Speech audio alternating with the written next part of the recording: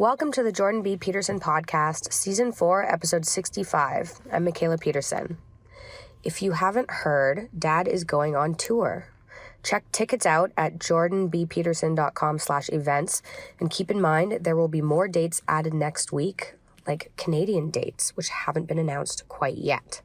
For this episode, this is our first compilation highlighting the progress of the human race. Worth a listen, very positive. All we ever hear about on the mainstream news is that the world is in dire straits, that we are going in an irreversible direction, and that it's all our fault. Throughout many conversations in Season 4 of this podcast, we've explored these narratives in depth. We would like to promote an alternative narrative. Did you know that in 1981, 42% of the world's population was living in what is called absolute poverty? And by 2018, that number had fallen to 8.1%? By 2030, we're on a pace to have less than 5% of the world's population living in poverty. Are you aware that alongside nearly eradicating poverty, we've also nearly ended world hunger? Over the last 50 years, we've added nearly 1,000 calories per day to the world food supply average. We've also drastically increased the supply of tree coverage across the globe. Resources are being used more efficiently than ever before, and the global economy has grown by over 100 times over the last 200 years.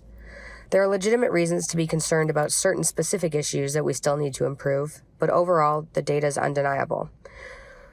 We are living in an age of seemingly impossible progress in nearly every sector imaginable. Enjoy this episode.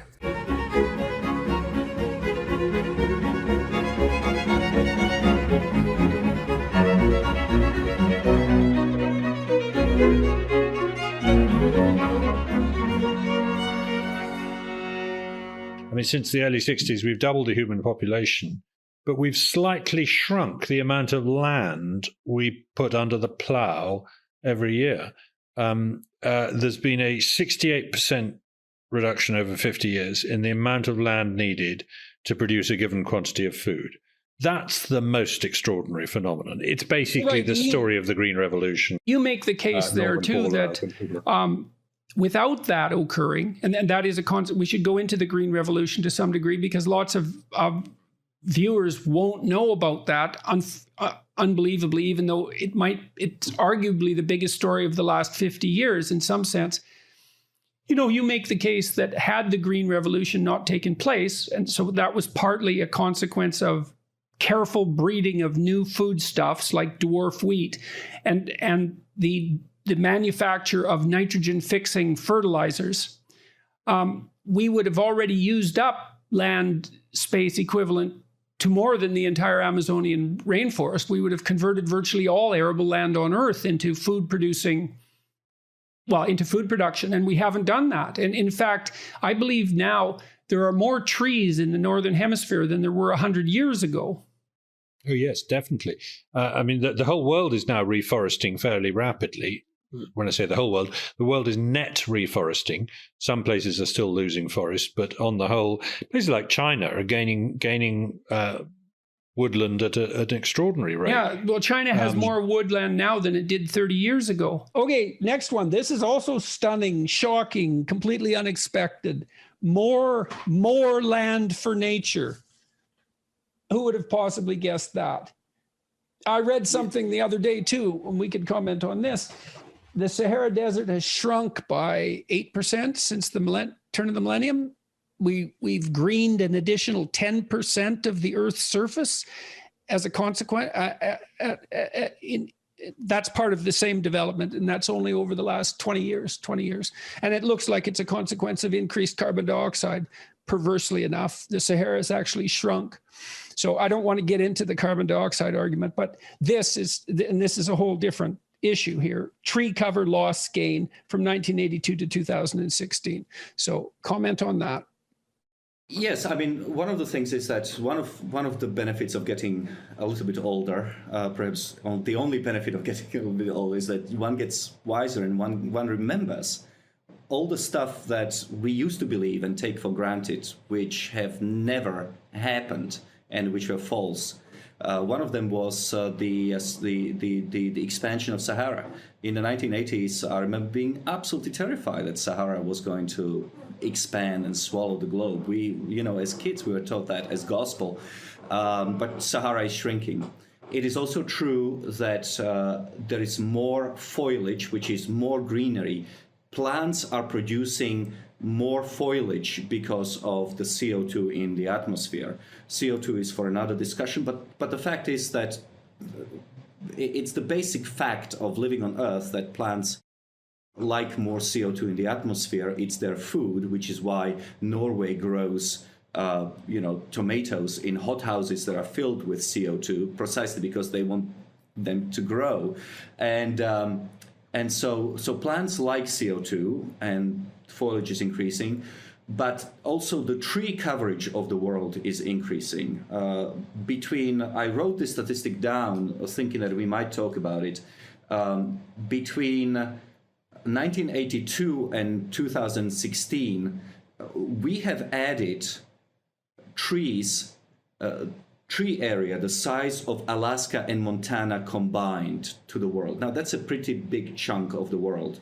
The United States has 35% more trees than when Ronald Reagan became president of the United States. China, 35%. No, China is 15%, yeah.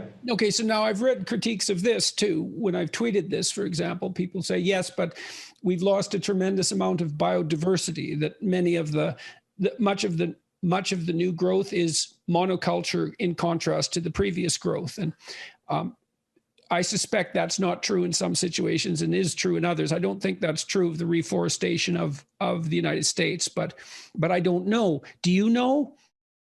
Well, first of all, compared to what?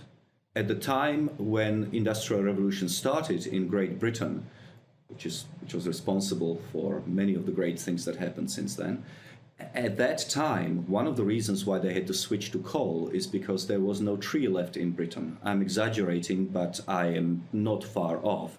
The tree coverage in Britain was just completely denuded of forests over millennia of forest destruction. Remember, trees were not only needed to keep you warm, but to cook your food, to make your furniture, to make your carriages, to make your weaponry. Everything prior to the modern era was based on trees. I'm exaggerating, but not too much. Trees. Now, so compared to what? We have destroyed a lot of the natural forest with its original biomass long time before the Industrial Revolution, which, by the way, used up coal, not trees. But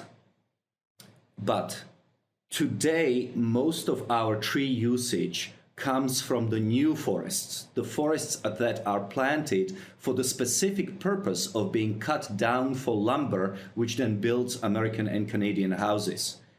It is very rare that the sort of wood that you see in the shops or that goes into productive activity actually has originated in the Brazilian rainforest. Right. So I guess the objection would be those aren't forests, they're crops. They just happen to be crops of trees. And I suppose, and biodiversity loss is obviously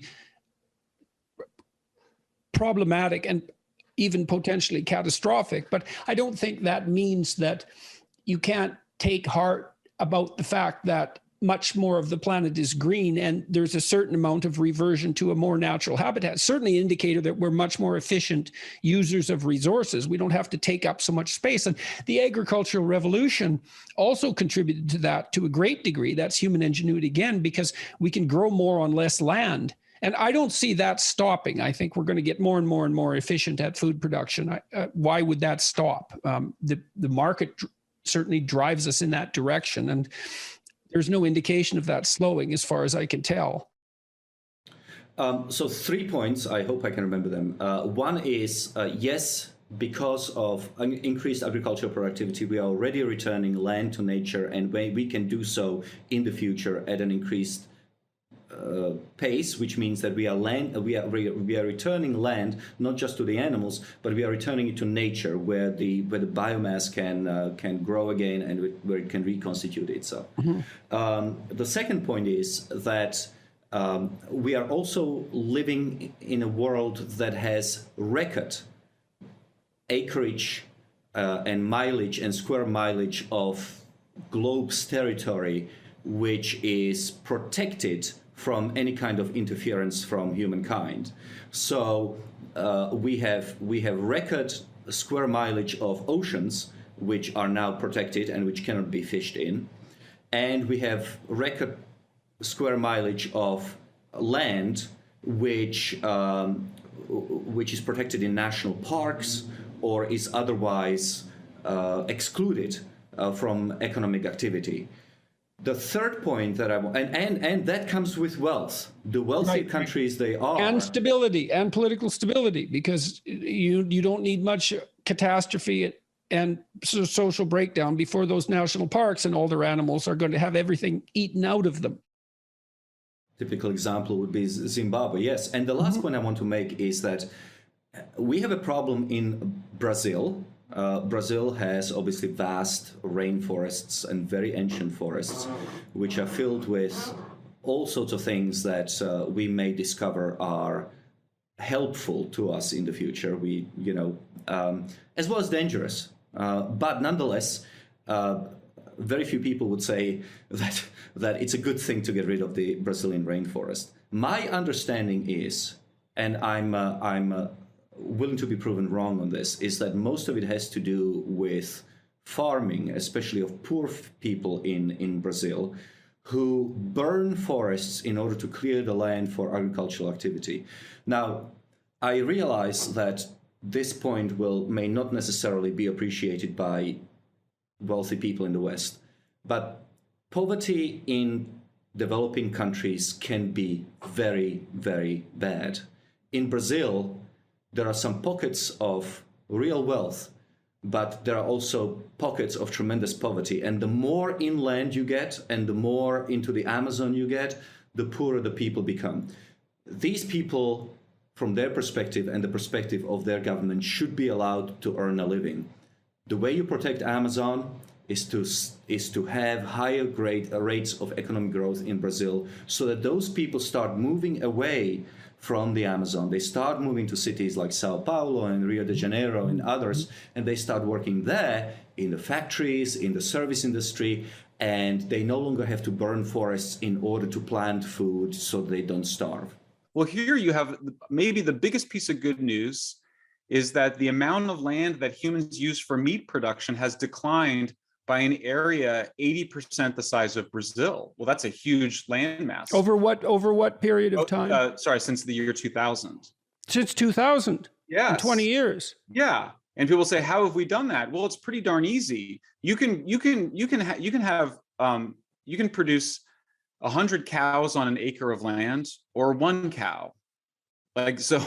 So you just concentrate your animal production. There's some ethical issues that you have to deal with, but mostly in terms of at least cattle production, which is the big use of pasture, it's been, there's a win-win for treating cows humanely, as I document, thanks to Temple Grandin. Temple Grandin, yeah, she's really something, that woman. She's an incredible person, and shows what neuroatypical people are able to contribute to this world in a really lovely way, that they don't need to become the negative side of that often. Yeah, she says she thinks like an animal. She really believes she thinks like an animal. Yeah. And I heard her speak at a conference on consciousness. It was a great talk. And she's so pragmatic, and she's done a tremendous amount for animal welfare. And in this practical sense of actually fixing something, right? Yeah, absolutely. So, yeah, good for her. It turns out that cows, what they want to live a happy life is not the same thing as what we think we want cows to have. We think cows need to have a whole acre of land for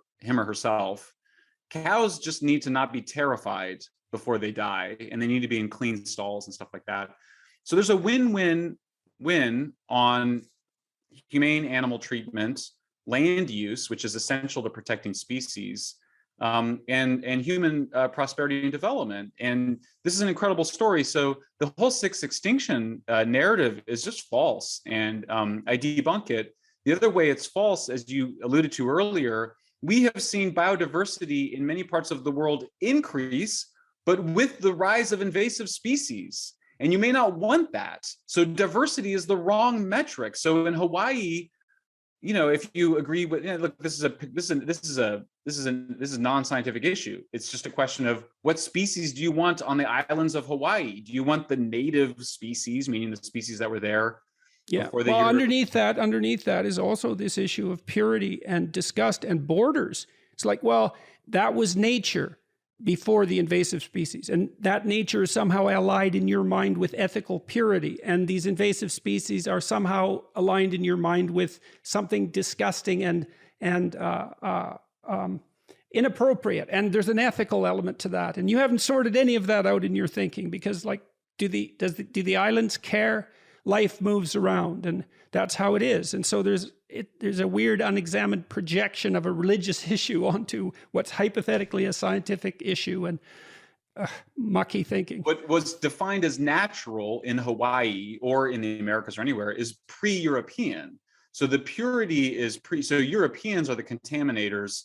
Right. But as opposed to like the indigenous people who were manipulating ecosystems at continent-wide levels, right, through fire mostly, but also through hunting and extinctions, certainly in the Americas, but also really around the world. You have this alteration of ecosystems by pure indigenous people. So in any event, yeah, if you want to save the species that were in Hawaii before 1500 or 1700, that's fine, but you can make a case for that not on purity grounds or spiritual grounds, just because you're worried you like those species. There's some cool bird species that could go extinct, on the islands of Hawaii if you don't remove some of the invasives.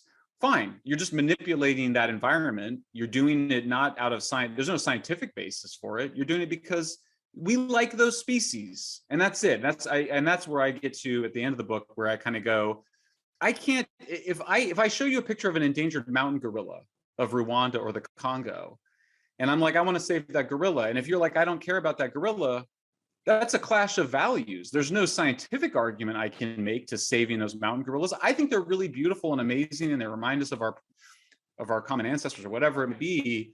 But there's no that's not going to be solved by some scientific analysis. No, and we still have to, even if that is true, we still have to have a serious discussion at the policy and ethical level about what steps are being taken by hypothetically well-meaning ignorant Westerners who think in a low-resolution manner and whose thoughts are contaminated by unaddressed ethical concerns, asking poor people in developing countries to sacrifice their lives often to protect animals. It's like, well, first of all, that isn't going to work in the long run, because they're just going to kill the damn animals. And that's exactly what you would do if you were there as well. And they're not, you can't just ignore them. And that kind of gets shunted into they're human beings contaminating the planet anyways, and so the animals should come first or something like that. And not helpful. Urbanization, which you also regard and describe as a net positive. Well, you certainly get the synergistic effect of bringing together, right? I mean, look at San Francisco, the Silicon Valley. The urbanization of a genius population produces an incredible amount of innovation. So urbanization, everyone's moving to the cities. Yeah, I think that right now we have about 55% of humanity living in the cities already. So again, all of those people are obviously not living on land, which is a good thing. You remember Paul Pot, right? Cities are parasites on the countryside and should be eradicated. Well, that turned out to be spectacularly wrong in every possible way, as well as murderous. So it's a good thing for people to leave their rural environments and move to the city. Good thing, all things concerned. Yes, there are the network and synergetic effects that people living close together and exchanging ideas and similar companies existing next to each other, communicating and so forth, generates more economic growth. And look, the historical record is absolutely clear. Cities have been the drivers of progress, whether it is Amsterdam in the 17th century or 18th century or London in 19th century, New York in the 20th century. That's where stuff happened, not just in terms of economic growth, but also in terms of culture, and things like that. So, and the final point, cities also consume less energy than urban areas per capita because we have public transport. People don't have to drive their Jeeps and 4x4s wherever they go for long distances. So people consume less energy in cities per capita, and that's again a good thing, I think. People are moving into cities. Cities are where innovation happens on the whole. They're disproportionately innovative. the bigger they are, the more efficient they are in some sense. They have fewer gas stations, fewer miles of road per person in bigger cities, if you see what I mean. They become more concentrated. More than half the world now lives in cities. That leaves the rest of the landscape untrampled. Cities only occupy about 3% of the world's land surface, I believe. So actually, it's a good thing because, yes, some of us like to live in rural areas rather than in cities, but those of us who want to can do that. Cities are where people come together and they mix and they have ideas and they produce baby ideas. So it was the city-states of ancient Greece or the city-states of Renaissance Italy that really drove the world economy in their day. Likewise in Britain in Victorian times, or California today. California is two great big city-states, Los Angeles and San Francisco, effectively. So I think the fact that the world is becoming more urbanized, or was until the last year, it'll be interesting to see whether city centers really do lose their allure after the pandemic, because a lot of businesses have discovered that they don't need to pay for expensive real estate. They can let people work from home.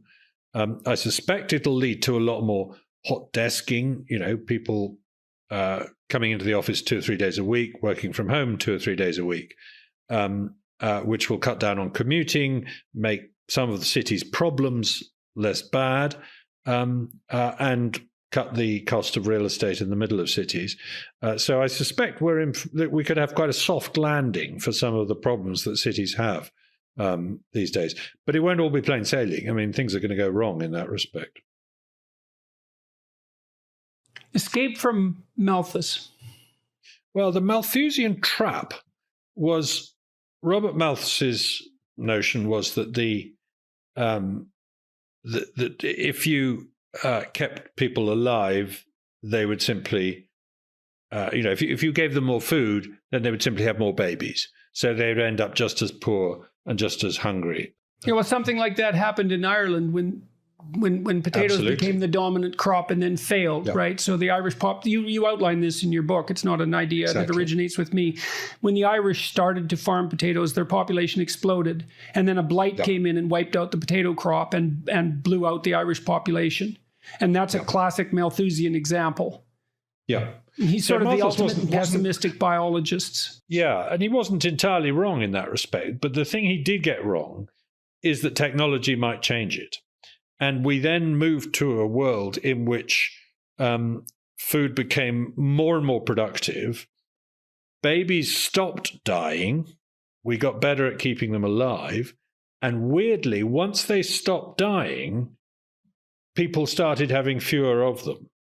And this is a phenomenon called the demographic transition that took us really by surprise. If you stop baby rabbits dying, they have more babies.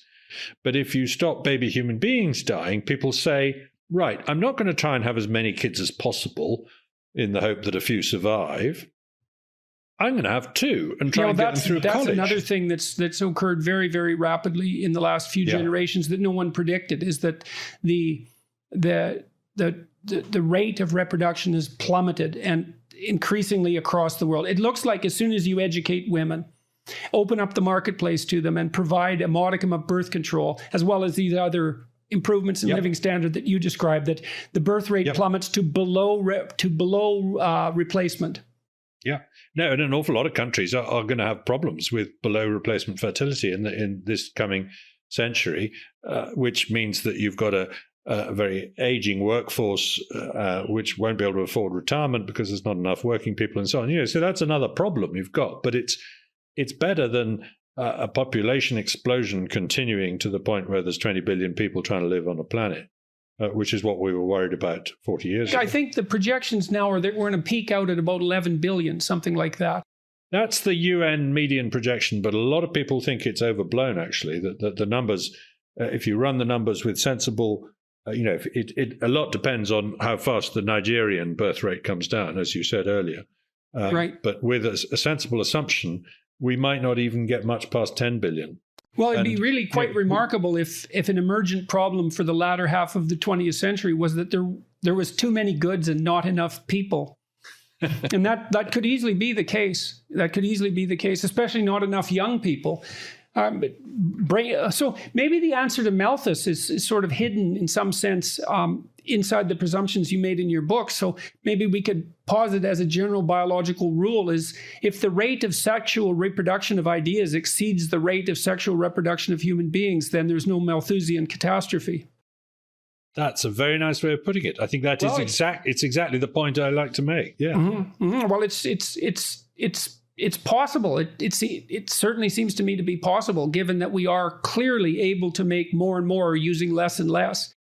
So long peace basically means is that there are fewer conflicts since the end of the Second World War. The long-term trends seems to be toward greater peace. We certainly no longer have countries declaring war on each other, sending armies across borders to slaughter. Yeah, that seems to have almost disappeared completely, that idea.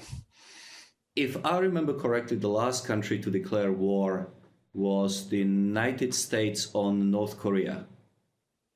I could be wrong on that, but I think I would love for that to be checked. And maybe you can put a disclaimer on your video that I got it completely wrong, but I actually think that happened. Anyway, so that no longer happens. Now, countries still invade other countries. Like, for example, Russia invaded Ukraine, the little green men who took Crimea. But I think it says something that even governments that still do these sorts of things do not declare war publicly because they are afraid of how humanity would react to that kind of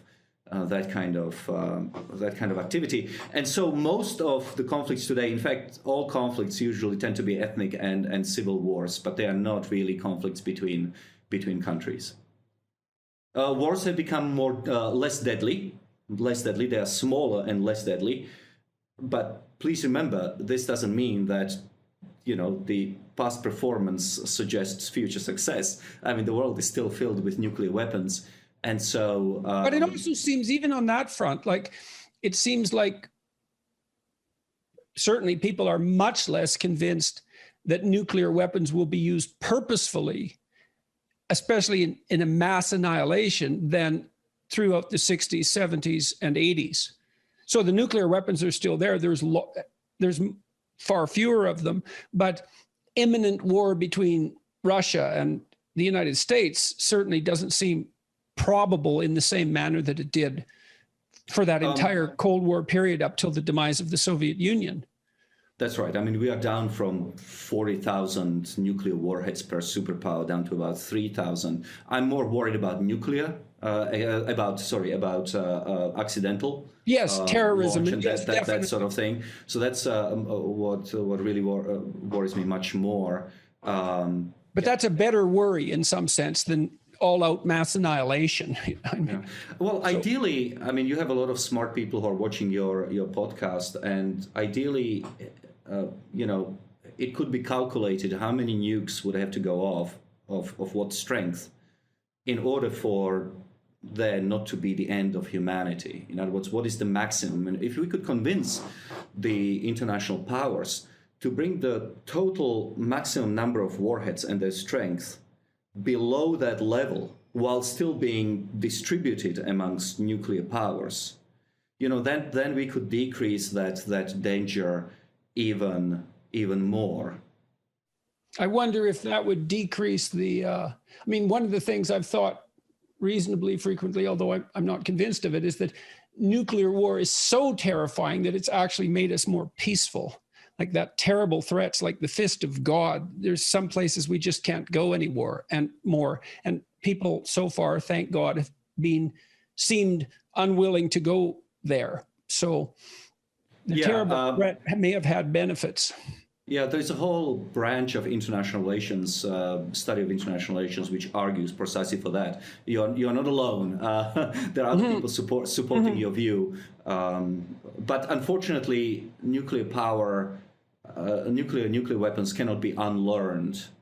And so I'm afraid we are stuck with them And the best that we can do is to bring the number down to a minimal level where superpowers will feel safe without destroying the world. But that's just for another day.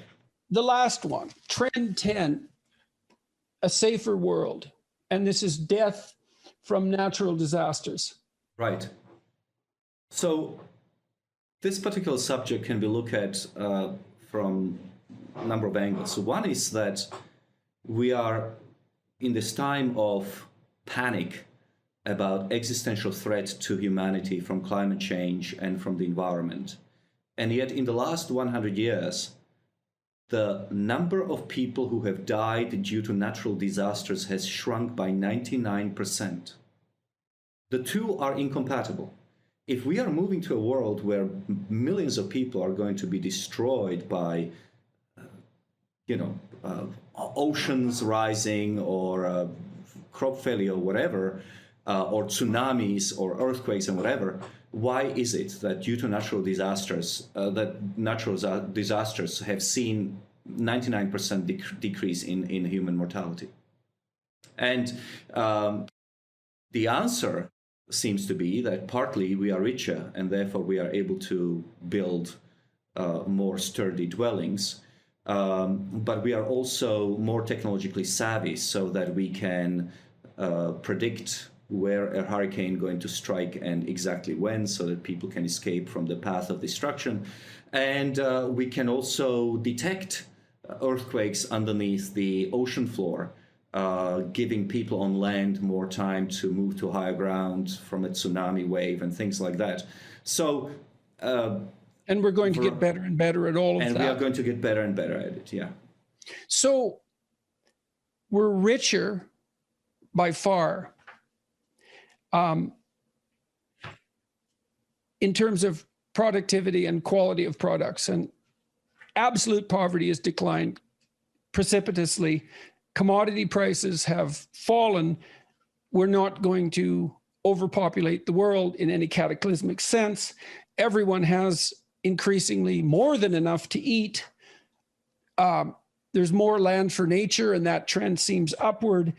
More people are moving to urban areas, and that's advantageous rather than disadvantageous. There are more democracies, and so we're better governed.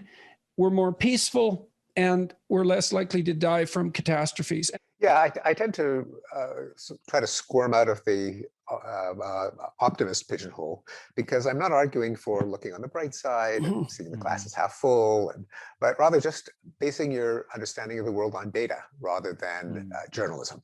The problem with journalism being that it is a highly non-random sample of the worst things that have happened in any given period. It is an availability machine in the sense of Amos Tversky and Daniel Kahneman's availability heuristic, namely our sense of risk and danger and prevalence is driven by anecdotes and images and narratives that are available in memory.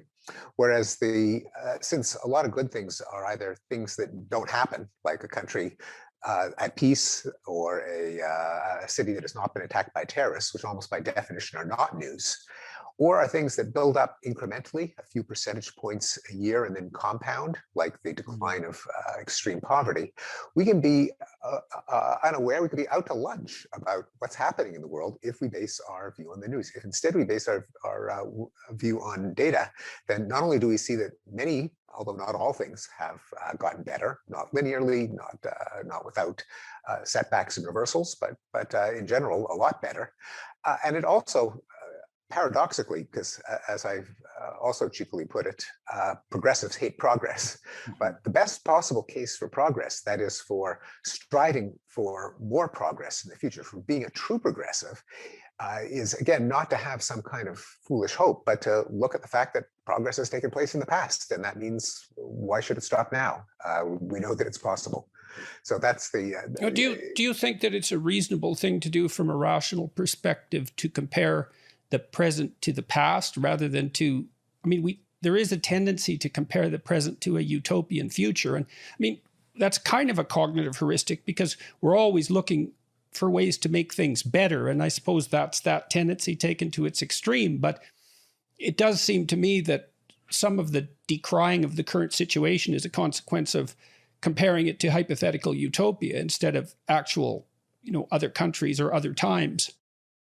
Yeah, utopia is a deeply dangerous concept because people imagine a world without any problems. And since people disagree with each other, that means that in order to have complete harmony and agreement, you've got to get rid of all those nuisances, those people who are not on board with your plans for utopia, which is, of course, why it's been the utopians that have been the most genocidal regimes in history. What if people start understanding more about their biases, about how they perceive the world? You know, this is obviously done in colleges and universities, in psychology courses, as well as in biology courses and things like that.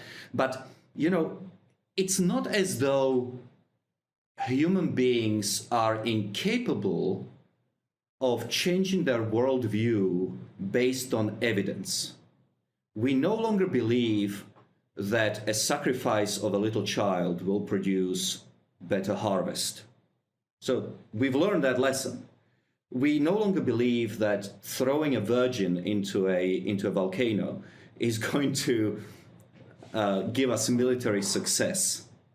We no longer believe in all sorts of things that we have taken for granted. In other words, we have shown that we are capable of learning and learning from evidence. We have internalized that focusing on irrigation and fertilization is a better way to produce food than prayer. And that gives me hope that as we move forward, we'll be able to learn more about the rest of the world, internalize not just that information, but also why we are being pessimistic and negative. What do you think about that? Well, I'm listening and I'm thinking it through. I'm also wondering, I would say that learning this material has lifted some of the existential weight from me. Things aren't as bad as they're trumpeted to be. In fact, they're quite a bit better, and they're getting better. And so we're doing a better job than we thought. There's more to us than we thought. We're adopting our responsibilities as stewards of the planet rapidly. We are moving towards improving everyone's life. I lived under an apocalyptic shadow my whole life. I mean, I don't want to complain about that too much because I lived in a very rich place and I had all sorts of advantages and all of that. But the apocalyptic narrative was still extraordinarily powerful and demoralizing. And it looks to me that there are reasons to doubt its validity on all sorts of dimensions. And I'm not sure what that will do to people, but hopefully it'll make us more optimistic and positive and less paranoid and afraid and happier with who we are, but still willing to participate in improving the future. And to lift some of the weight off young people who are constantly being told that the planet is going to burn to a cinder in the next 20 years. And there's no reason for a counterproductive and anti-human pessimism. We could have a planet where there was enough for everyone and where there was enough for the non-human inhabitants too, that contribute to making life rich. And there's no reason not to aim for that. And there's absolutely no reason not to assume that it's within our grasp. So we want to aim properly.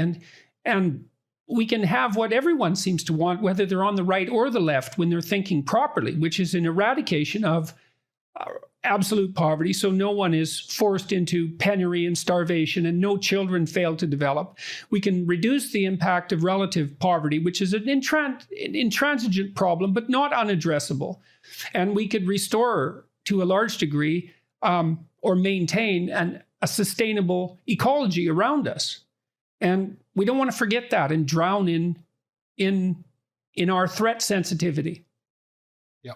But we do it by development, not by anti-development. Yeah, we do that by faith in human by faith in human beings fundamentally. And I think that faith, I don't think there's any reason for that faith to be unwarranted. We're not a plague on the planet. There's no reason to assume that. And just on that question of optimism, it's a bit of a evangelical cause for me, this, because I was steeped in pessimism as a young man, as a boy at school, at university. I believed that the population explosion was unstoppable, that famine was inevitable, that the oil was going to run out, that the rainforests were going to disappear, that cancer was going to shorten my lifespan, that pesticides were going to make life unlivable, all that kind of stuff. And it came as quite a shock when I found that the world was getting better, not worse, during my life, dramatically so. And so I want to tell today's young people that there is another possibility to the extinction rebellion kind of stuff that they're being fed by everybody, not just the education system, but the media and their parents, the grown-ups. I think it's quite important to have some optimism. Why is it that with nothing but improvement behind us, we're to expect nothing but deterioration before us? That's a great quote, and it's not me, it's Thomas Babington Macaulay, Lord Macaulay, writing in 1830. So already then he was fed up with the doomsters saying it can't get better. It's been getting better in the past, but it's going to get worse in the future. And that's what every generation says. And I think so far they've been wrong, and I think there's a good chance they're wrong now. Well, it might be a consequence of the human tendency to overweight negative information, right? We're wired to be more sensitive to threat and to pain than we are to hope and pleasure. And I suppose that's because you can be 100% dead, but you can only be so happy. And so it's better in some sense to err on the side of caution. And maybe when that's played out on the field of future prognostications, everything that indicates decline strikes us harder than everything that indicates that things are going to get better. I mean, it's a real mystery, right? Because the news tilts itself very hard towards the catastrophic. And I can't think of any explanation for that, given that news purveyors seek attention. I can't come up with a more intelligent explanation than our proclivity for negative emotion. But we do have to overcome that to some degree if it's not in accordance with the facts. Yeah, there's an interesting angle there that I think might be a clue to what's going on. Several people have observed that we are less pessimistic about our own lives than we are about larger units. So we're not very pessimistic about our village. We're not very pessimistic about our town, but we're very pessimistic about our country, and we're extremely pessimistic about the planet. The bigger the unit you look at, the more pessimistic people are. And of course, so people on the whole think their own life's going to work out. It's going to be fine. They're going to stay married. They're going to earn a lot of money. They're okay when they talk about themselves. And I think what that's telling you is that your information about your own life comes from your own experience. Your information about the planet comes from the media. And that implies to me that it's not just our inbuilt biases that are doing this, that there is a top-down effect from what the culture chooses to tell us. Do you have any sense of the motivation for that? I mean, I don't think it's unreasonable to assume that much of what drives the production of the news is the search for attention, the search for eyes. And you'd expect the news to evolve towards the maximally attention-grabbing form, right? And so apart from the ability to grab attention, can you think of any reason why pessimism is the sales item of the day from the perspective of the news companies? Exactly. And this is where my argument breaks down a bit, because it becomes circular. Because I say, yeah, you're right. The reason they're telling us bad news is because they know we're interested in bad news. That on the whole, we don't look at good news stories to anything like the same degree. So we're avid consumers of pessimism, and they play to that. But there's another phenomenon too, which is that good news tends to be gradual and bad news tends to be sudden. That's not always true, of course, but it surprisingly often is true. 168,000 people were lifted out of extreme poverty yesterday, and the day before, and the day before, and the day before. It's never newsworthy. Whereas 3,000 people were killed when an airliner flew into a skyscraper. That is newsworthy. because it's so sudden, so unexpected, so new. Well, it's funny when I ran across statistics like the one that you just quoted, which I think is worth repeating over and over. 170,000 people lifted out of poverty today could be 3-inch headlines every day because it's an unparalleled event in human history, although it's occurring every day right now.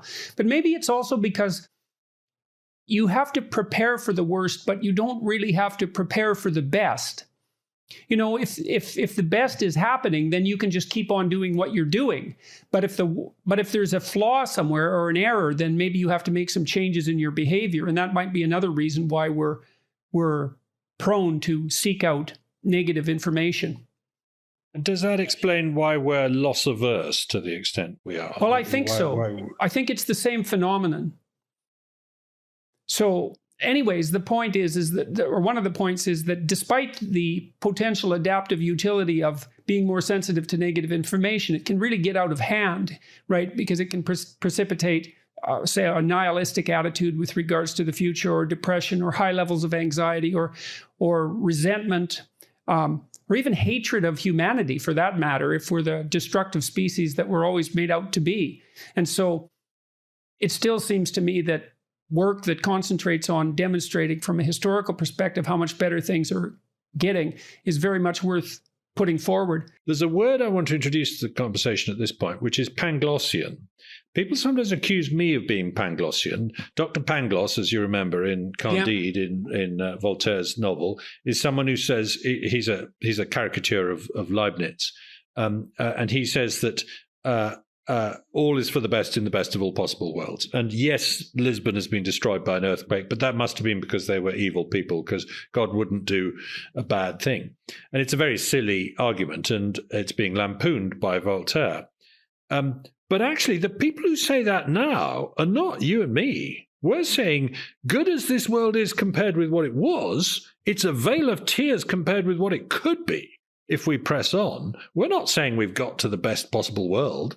We're saying let's keep going. Forget about the pessimism. Forget about the policies that pessimism would drive. We could make the assumption that we can have our cake and eat it too. We can eradicate poverty. We can constrain relative inequality to the point where societies are stable. And we can produce a massive increment in environmental quality. And all that's within our grasp if that's what we want within the next 100 years.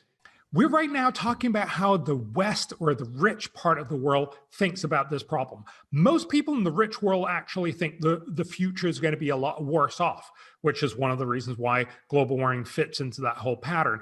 I think it's wrong. That's also what the model said. It's even what the UN climate panel says, but that's how people feel. The other 3/4 of the world, which are China, India, Latin America, Africa, they actually believe that their world is going to be much better in 10, 20, 30 years. They have this future belief that you were just talking about from out of the Second World War. They are not going to say, yeah, we're going to do strong climate policy and become poor. They want to mostly become middle-income countries and maybe even rich countries eventually.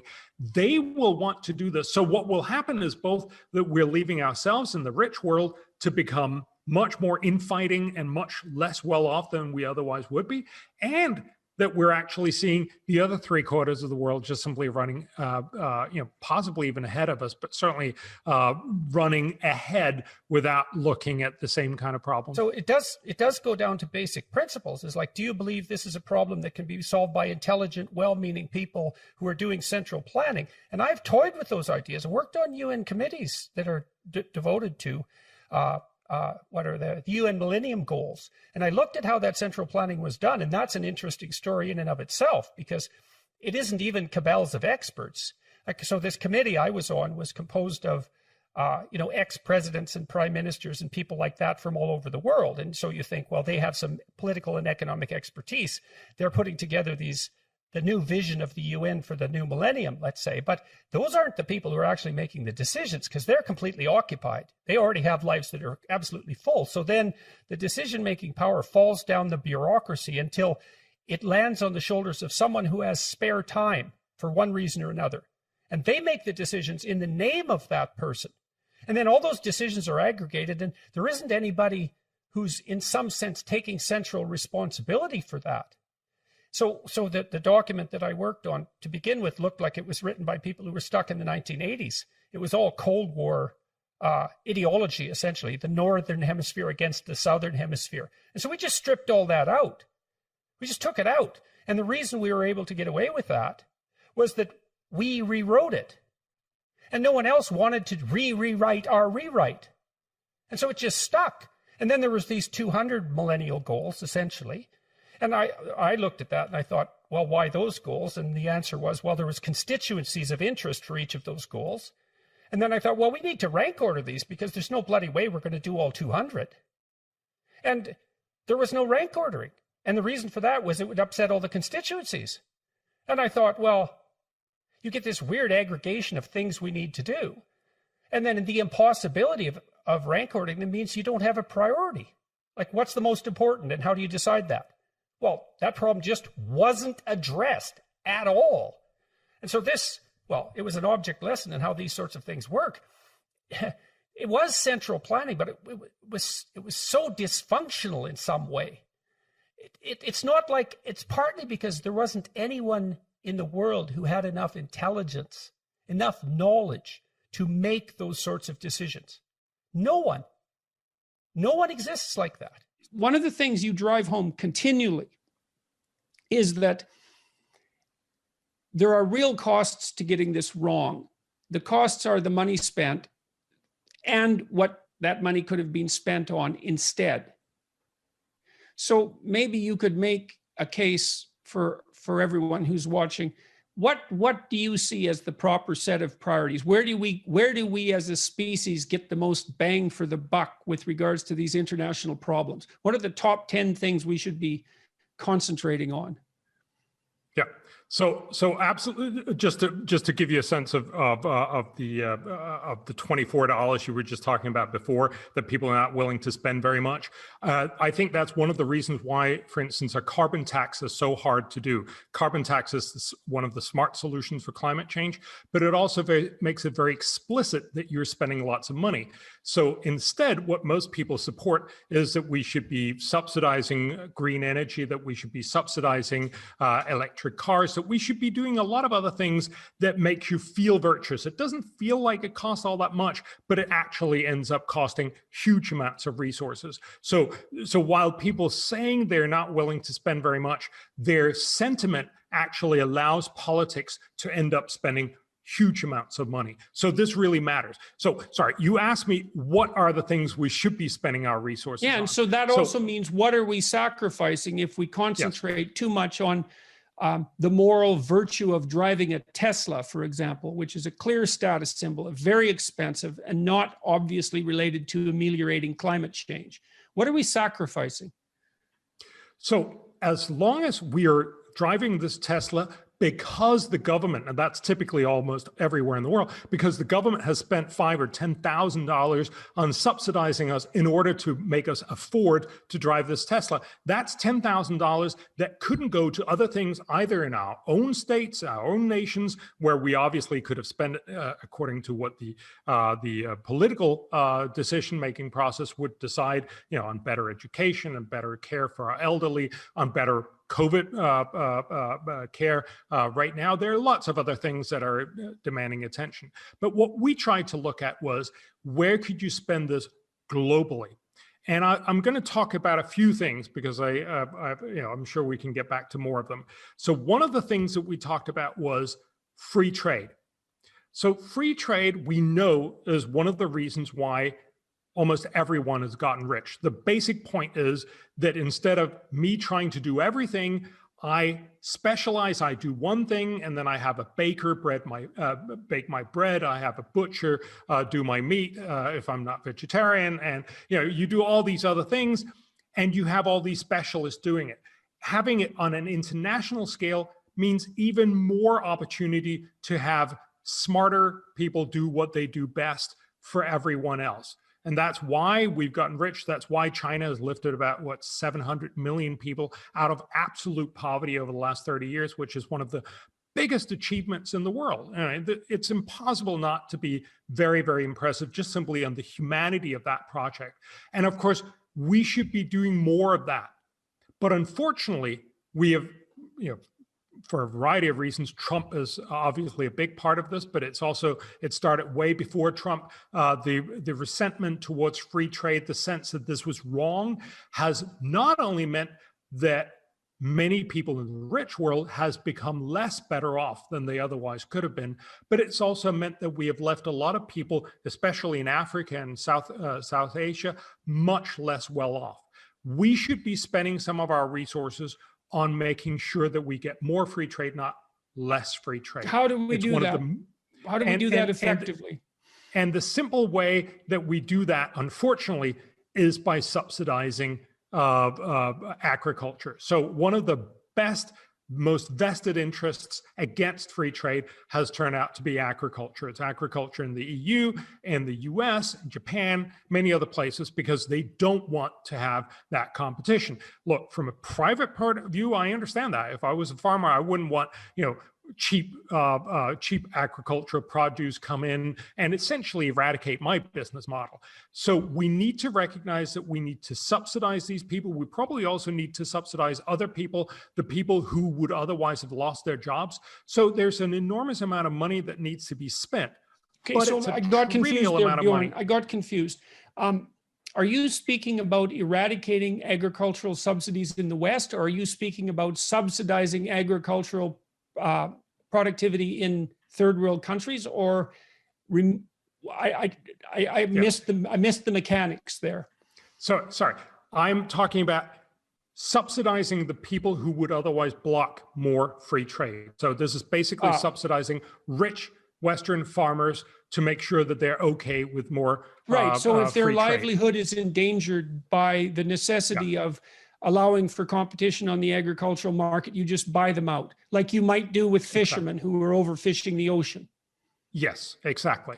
And this is not perfect by any means, but it's a way to actually solve the problem of getting more of the stuff that will help humanity.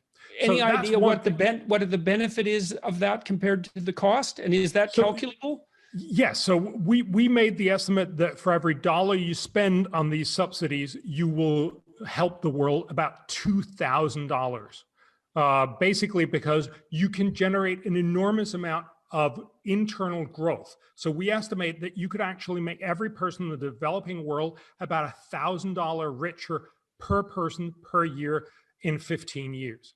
That's it. Okay. So wait, we're going to slow down there because those are unbelievable. Yes. Those are unbelievably massive numbers, claims. Yeah. Okay. So you said to subsidize rich agricultural producers in the West to the tune of $1 a year buys you $1,000 in increased revenue globally. 2,000. Yes, 2,000. It's a 2,000 to 1 return. Yes. And this is basically because this is the World Bank's dynamic trade models that show that once you get a society that's able to trade internationally and openly, you also get enhanced growth within those countries. So that means they by themselves get to be better so that, and these would mostly be poor countries. There would also be a lot of rich countries, but these would mostly actually help the world's poor because they have the most catching up to do. And they will then be much better off. Not only will that be better for them, because if you're poor, $1,000 is a lot better than if you're rich, getting another $1,000, but also because it will help them generate all the other things they would like to have: education, health, resilience to global warming. So the whole point here is to recognize that this is one of the things that are hard to have a discussion about. There are very few people advocating global free trade. There are lots of people advocating against it. But we need to recognize that this is one of the things that have helped pull out most people of poverty, that we know could do even more in the future, and that we have a real opportunity to achieve. So that's, well, you don't have ice floe abandoned cuddly polar bears as portraits of the farmers that you're going to help abstractly in third world countries. So you have a sales and marketing problem there, and that's a real problem, right? And you know, it's interesting that the economic models don't take into account the difficulty of propagating the message. You know what I mean? Is that because there is a sales and marketing problem there, and it's not trivial. And it might be that $1 spent in agricultural subsidies to rich farmers in the West would produce that $2,000 return. But the question might be, how much money would you have to spend advertising that before people would believe it? And it's a crucial question. You know, with a standard entrepreneurial product, I don't think it's unreasonable to estimate that 65 to 95% of the cost is in sales and marketing. You know, 5% is production. And that's a great argument. So in some sense, you could argue what we try to do with the Copenhagen Consensus, where we make these priority lists, is just simply give you the raw data for what would academically be the smartest things to invest in. But you're absolutely right. There's no cute and cuddly, selling points to free trade. And actually to most of our top outcomes. So let me just give you a few of the other ones. So the second best is family planning. And probably also basic emergency care to women. This will deliver about $100 back for every dollar. You think spent. that would also be extremely attractive to people on the left?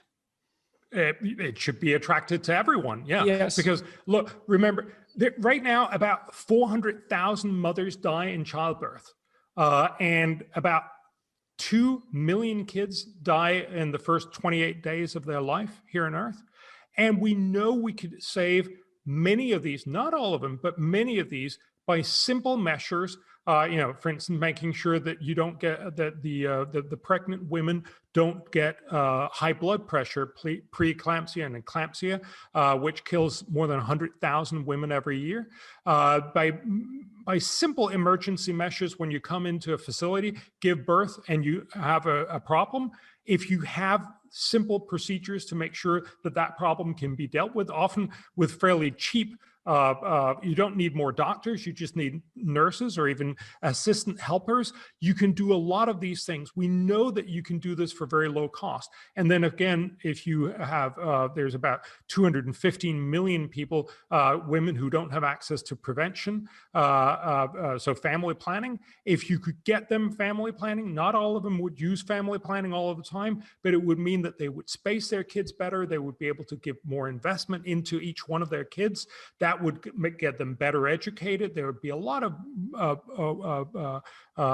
knock-on effects, but mostly this would mean that a lot of moms wouldn't die in childbirth, and their children that they do give birth to would have better lives. And again, we estimate this would cost about $3 billion a year, but it would pay dividends both in the terms of saving moms, saving kids, but also growing the economy because of what's known as the demographic dividend. If you have slightly fewer kids, you have more productivity because you have the same amount of capital, but for fewer kids. That means you get to be faster, richer. That's essentially what China has done in a sort of boosted way by their one child policy. I'm not advocating that at all, but it gives you a good sort of insight. Then there are lots of health things. We talked about tuberculosis. We could probably spend $1 on tuberculosis and help people not die, help people being better off, help families not dealing with tragedies of losing their mom and dad. It's typically, people in their middle ages that die from tuberculosis. Every dollar spent would avoid about $43 of social benefits. Would generate $43 of social benefits. Mm-hmm. If you look at childhood immunization, we've stopped a lot of the really damaging childhood diseases. So we've gone from a world where about 12 million children died just in 1980 to now only about 5 million children die every year below the age of 5. But clearly that's still way too many. We could probably save 1 million children for $1 billion a year. Just think about that. We estimate that for every dollar spent there, you do about $60 worth of good. So again, the whole point here is to recognize there are lots of amazing things that you can do. And I was really letting impacts. My internal cynic respond to your arguments and trying to adopt the position of someone who might be critical of them. I know that arguments for ameliorating the lot of the poor that were put forth in the 60s were often countermanded by the claims often of environmentalists that you don't want to help the poor because they'll breed more, and that will just lead to more of the kind of problems that you're trying to solve. And so, the question might be, why would someone object to saving 1 million children a year through immunization, or I think you said 2 million children as a consequence of enhanced maternal care? And I can imagine similar arguments like that being raised, whether consciously or implicitly. But those things should be made implicit. So I would encourage people who are watching this or listening to this, a lot of you have chopped up my YouTube videos into small videos and sometimes animated sections of them and otherwise distributed them. Bjorn just outlined the top 4 investment strategies for a better planet. And